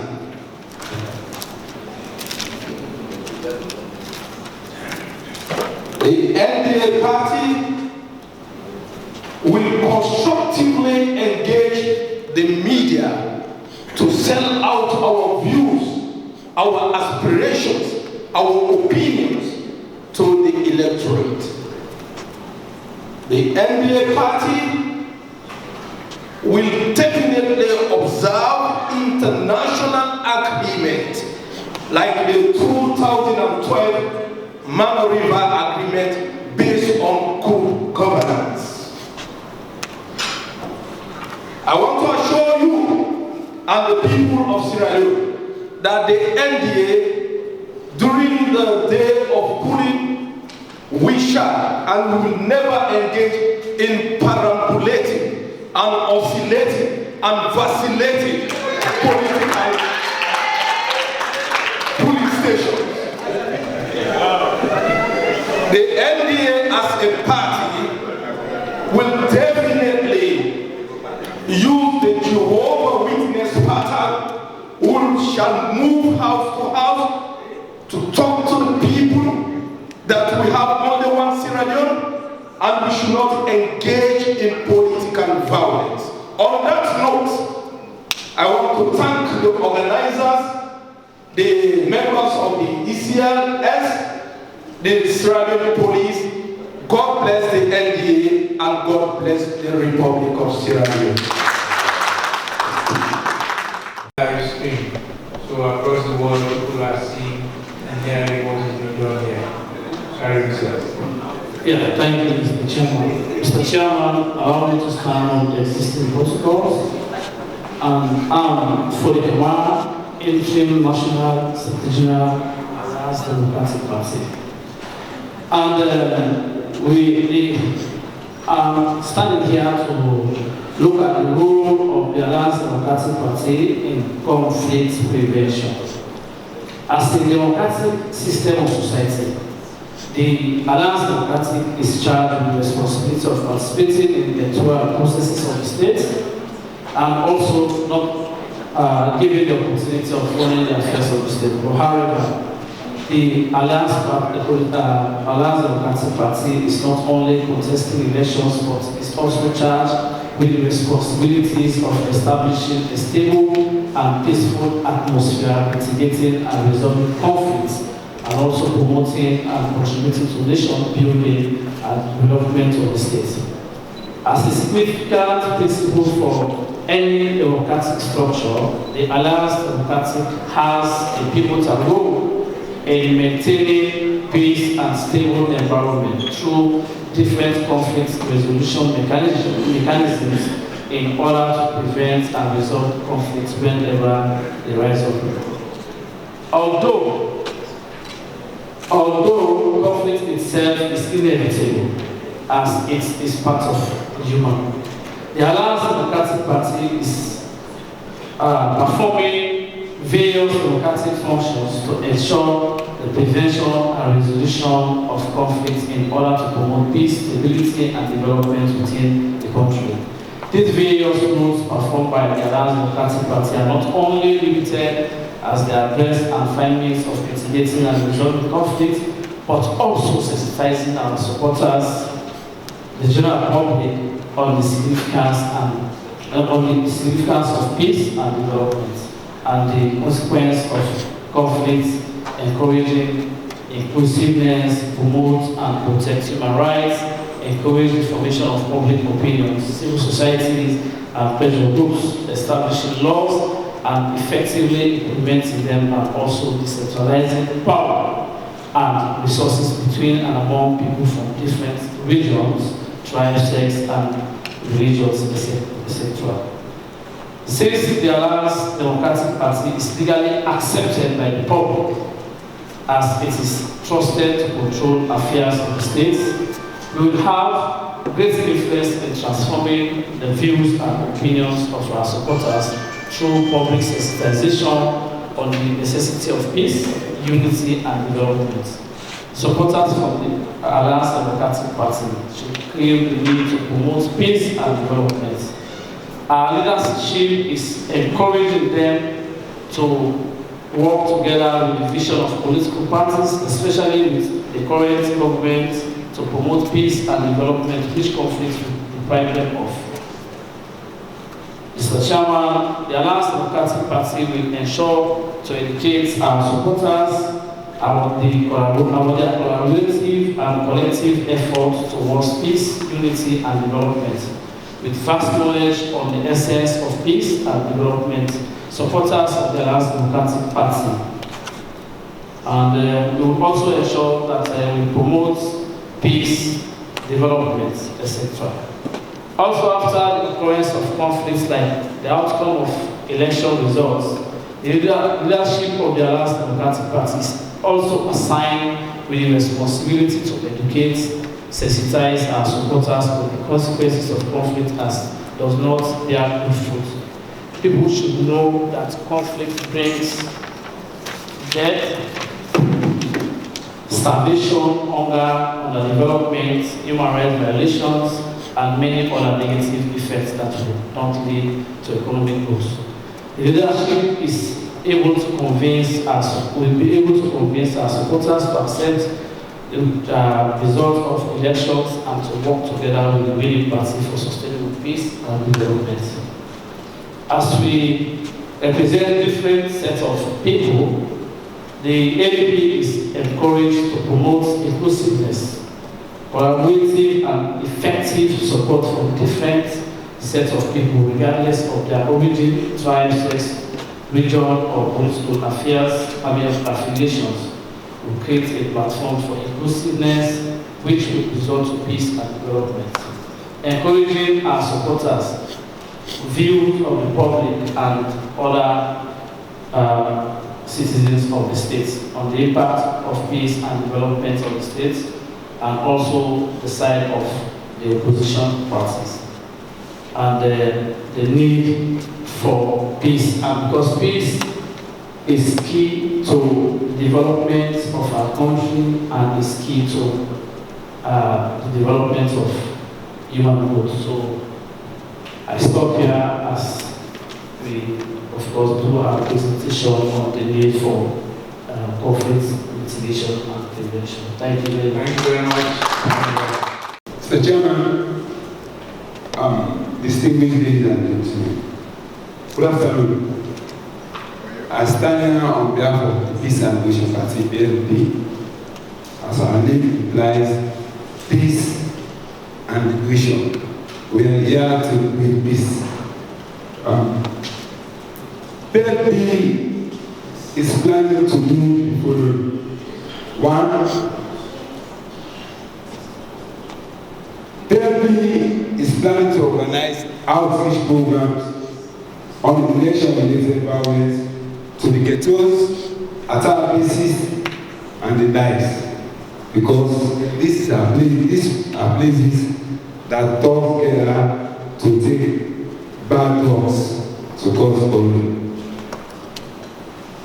Two, on the misuse of social media, PLP is planning to set up a special social media mediation committee to synthesize social media users to make good use of it rather than misusing it. Three, on the use of thugs. PLP is against the use of thugs before, during, and after elections, because we all know what thugs are called. As part of our rules and regulations, our party, the Peace and Mediation Party, do not encourage thugs in our party. If you are a thug, we just ask you to exit us, because our party is a peaceful party.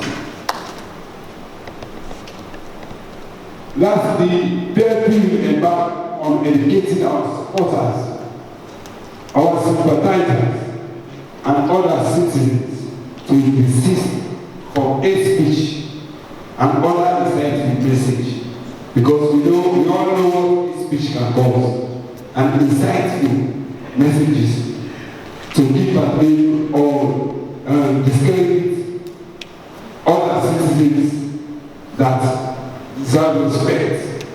That's why I like the motto of respect for all.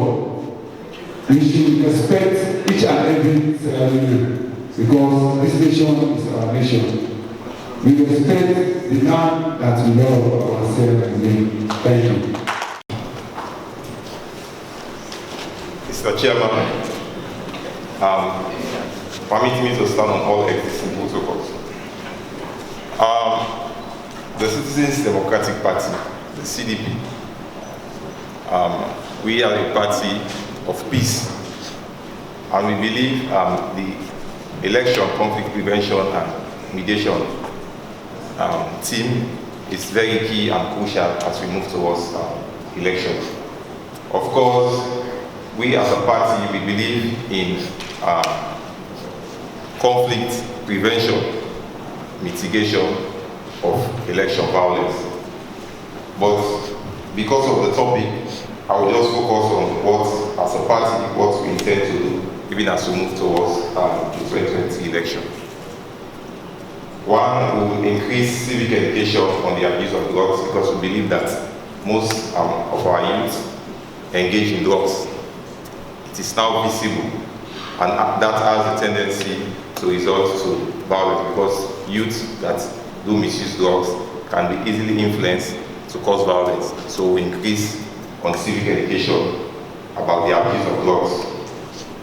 Also again, we'll focus in prohibiting the use of party marshals because we want to rely on state security for security of our party leaders, not to embark on the use of marshals because we've seen several times party during elections, they do clash.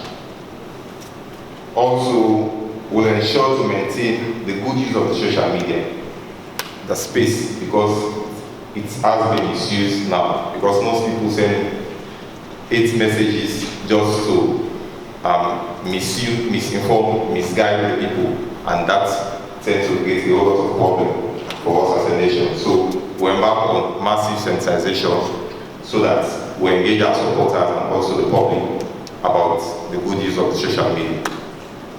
We also work on discouraging street rallies and we advocate for a designated space for our party and all political parties to be given a designated space where we can gather and then sensitize our supporters because we want to have sanity and decency in our politics.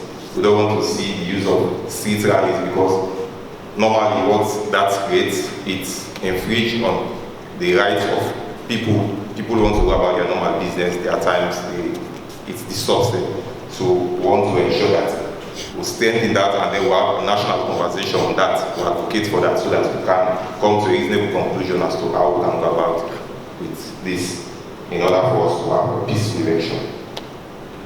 We also ensure to abide by the political party code of conduct because that actually guides us.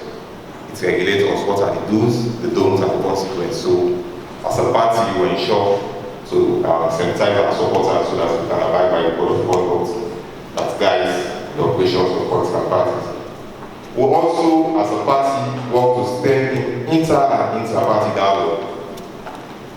Our party with other political parties so that we see the use that politics is not about violence, but the context of ideas that will come together and then share ideas and programs for the electorate to buy it. So we strengthen that one between and among political parties, and within our own political party, we strengthen inter-party dialogue for people, for our membership to understand that politics is not about violence, but let us understand ourselves better within the political party. We also advocate for more dialogue with the security sector to increase public confidence and trust, because we've seen that over the years there is a disconnection between the public and the state security. So what we do as a party, we'll be advocating and then be engaging for more dialogue between political parties and the security sector so that we can have proper collaboration and synergy so that we can restore public confidence and trust in the institution, in the state security. So we have a series of recommendations as a party, but we'll forward that to the election management committee for them to look at it. So because of time, I will stop here for now. Thank you very much for this. Last word on this session. UNPP, please.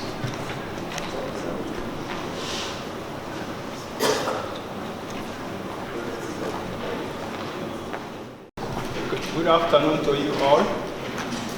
Okay, Mr. Chairman,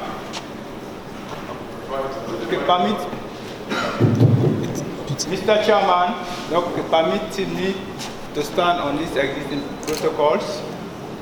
My party is a peaceful party, United National People's Party. My party is a peaceful party, United National People's Party. And we are here to collaborate peace and maintain peace among our supporters. And our campaign message is going for peace through our supporters. And we are also here to thank all protocols observed so that we can also go out and preach peace. But nevertheless, I cannot say much now but I have to put it into a writing. I have to put it into a writing so that it will reach to the appropriate people's concerned. I also trust the commissioners, and I believe that the commissioners will give free and fair election. So I cannot say much now, but I have to put it in the writing. No problem. Thank you. I think that there has been some misunderstanding on some people's part about the objective of this meeting. My understanding is that the organizers want to hear from different people who are stakeholders in the elections about what these individual stakeholders are going to do to prevent conflict. You know, I usually say to people there are a number of things that cause conflict. In fact, conflict generally is caused by just two things: either misunderstanding or struggle for resources. Those are the only two things that cause conflict. Secondly, there is a passage in the Bible. Do not try to remove the speck from somebody else's eye. Remove the mote in yours first. So basically, it is about looking inward. What can you do? And when I'm talking to people about conflict as well, I usually say to them, look inwards. Ask yourself, what have you done or what have you not done that has caused this conflict? Do not just put the blame on an external factor. Because years ago, I went for counseling with my wife. And a wise reverend said to us that no external stimulus causes you to lose your temper. I'm sure most of you don't believe that. No external stimulus causes you to lose your temper. Nothing that anybody says or anybody does is the cause of your losing your temper. What makes you lose your temper is your interpretation of what somebody says or does. And I can give you an example. 2 words: shut up. Shut up. Now, if a friend of yours, you will do that all the time, a friend of yours, you are touching and go, shut up, oh. You don't get annoyed. But somebody, either who you don't know or who you have quarreled with before, says shut up, and you lose your temper. So it is not the word shut up that have caused you to lose your temper. It is your interpretation of those 2 words that have made you lose your temper. So today, the organizers wanted to hear from you, not just the political parties, but the election management bodies. What are your plans to prevent violence during the elections? Not what you think others should do, but what are you going to do? So if I have been strict on that, like I said before, it is because as a teacher, you ask the question, answer the question. Don't, usually, I've been a politician, and we have a way of maybe not exactly confusing, but if I'm doing an interview and you ask me a question, I have come to the interview with a message I want to deliver. So if you ask me a question, even if you have not asked me a question directly related to what I want to say, I will find a way of saying what I want to say. And there are times when I will cause the interviewer to even forget what you wanted to ask. Yeah, that's me. And there are some others who are skilled as that. So, here, we want an answer to the question. I will commend all those who have made statements today. You have answered the question.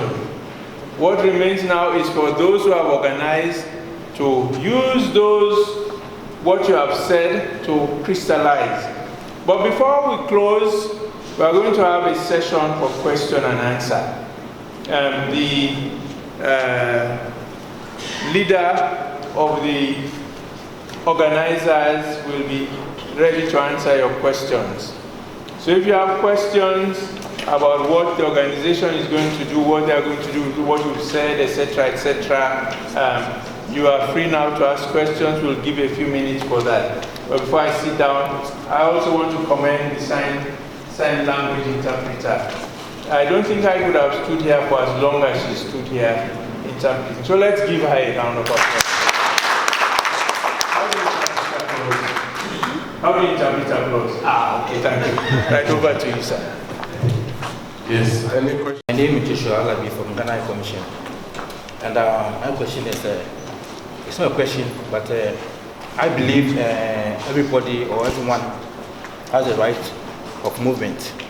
But with conflict prevention, I am the view that during the election or during the election day, actually, we need to educate the citizen not to, after voting, they shouldn't be going up and down. They shouldn't be moving around the polling centers. After voting, they need to go back to their houses, and during this collection time, then they can come back. Because when they are around, after voting and you are around, and they are singing, and they are probably maybe they are chanting, it can also bring in conflict. Thank you. Just want to say thank you once again to the chairman. Unfortunately, he stopped me in my tracks. I think he failed to realize that this is not a classroom. This is a political gathering with highly intelligent people talking about peace and security. And I believe the recommendations that we came here with could have benefited these organizers of this gathering. But unfortunately, we were not able to move forward with a good recommendation. So by way of a question, I'm just going to ask the organizers, who do we send the recommendations to, and how do we get the details of that? Thank you. Organizers, we've had a series of meetings like this. We made several recommendations. This is not the first time. What are you going to do to implement some of these recommendations we made here? Thank you very much. Mr. Chairman, first and foremost, my name is Leone, and I am the program officer from IDEA. I'm just about a week in the country. So while Haja was making her presentation, there was something I noted, which for me it's very rare. I haven't heard about it before. And it was on market women selecting pricing policies when they market. It was very strange to me. I haven't heard it before, and I would really like to, if I can engage with her more, to understand how that works. Does it mean that the women wear political party clothes or what have you, aprons when they sell, and how they do that? So I would really love to know more about that. Thank you. Well, basically, I may want to commend the chairman, because for us as political party leaders, I like the way how he moderated the meeting. Because if not that, some political party leaders, their focus is purely to intimidate people or institutions. So I like the way how he moderated the occasion. So I think this is an example for us to learn. You understand? Because if not that, people, we must have trust in state institutions. Of course, yes. These same people that we put in this institution, these are Syrians. So if you intimidate them, who do you want us to put there? So I like you, Mr. Chairman, sir. So that is the reason why I comply. Thank you very much. Of course, from my brother from the Ghana High Commission, I mean, this has been the general advice that when people cast their vote, they need to go home and look forward to the result, as this will also help, to prevent possible violence and possible conflict on the street. And also, my brother there, we sent a letter to the chairman and the interim chairman and the interim secretary general. The addresses there, if you get it from them, definitely you forward all those concerns. We are interested in those concerns. And for my sister from Idea International, these women were actually explaining real ordeals that happens. It's not, sometimes they put on party clothes, but sometimes also it's just because they belong. We have been sharply divided by politics and also by religion. I mean, that is the reason why this group is set up to look into those issues and address those issues. So we are working around that to address it. But Haja, I think she wants to say something, but we're running out of time. She will give you a few seconds of our time, and then we close our elections, and we work on their recommendations. Your resigned chairman was arrested. Based on those recommendations, we work on it to get him released, from his detention centers. So we have a track record of working with political parties, addressing their concerns and their recommendations. So whatever we have discussed here, whatever you have submitted, those are things that we're going to engage ECSL, the SLP, ONS, and other EMPs to ensure that we address this. Election is about fair play. But that's the motive of this group, and that's the intention of the Electoral Commission when we are in this partnership. Haja, just a few seconds. About the price increase. Market women usually get their wares from up country, and other market women will come to them and say, okay, give me these goods, I'll go and sell and then come back and pay. But if I know that you belong to a different political party from me, I would, instead of saying this costs 5,000 loans, I will tell you 10,000 loans, because I don't want you to make any profit. But if you belong to my political party, I will sell it to you for 5,000 loans. So you see, politics is very rife in the marketplaces. Thank you. Madam, is that in Sierra Leone, in certain settings, people know which political party you belong to, particularly the two main political parties. Because around election time, people display their allegiance.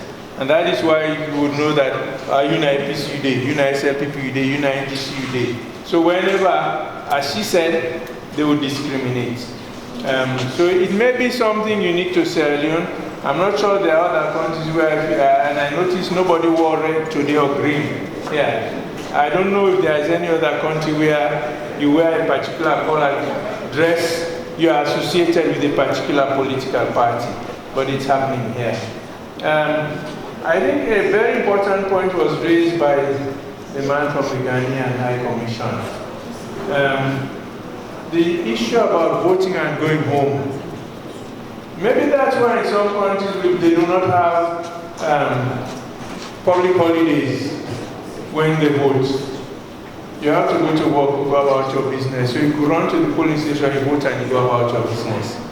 But here we have a public holiday. And I think it's difficult for many people, particularly if they are so invested in the elections and the outcome of the elections. They want to hang around to see what is going on. So perhaps the election management bodies, apart from simply saying vote and go home, need to probably start thinking about what can be done so that that will happen. On that note, let me thank you for having been a compliant audience. And my task here today was to moderate the sessions in line with the program. And I had instructions. And because I follow instructions, I follow the instructions to the letter. So if you felt offended, particularly the political parties, I am sorry, but I was simply carrying out my job. And it was important that I did that to ensure that we did not spend the whole day here. And basically, it was to be able to focus, as I said, on the issues. What are you going to do? And I hope that the organizers will get, and I would suggest you submit your presentation to the desk over there if you have it in writing. If not, please put something in writing and submit to the organizers, so that they will see what you are planning to do as a political party to ensure that you have peace during the election.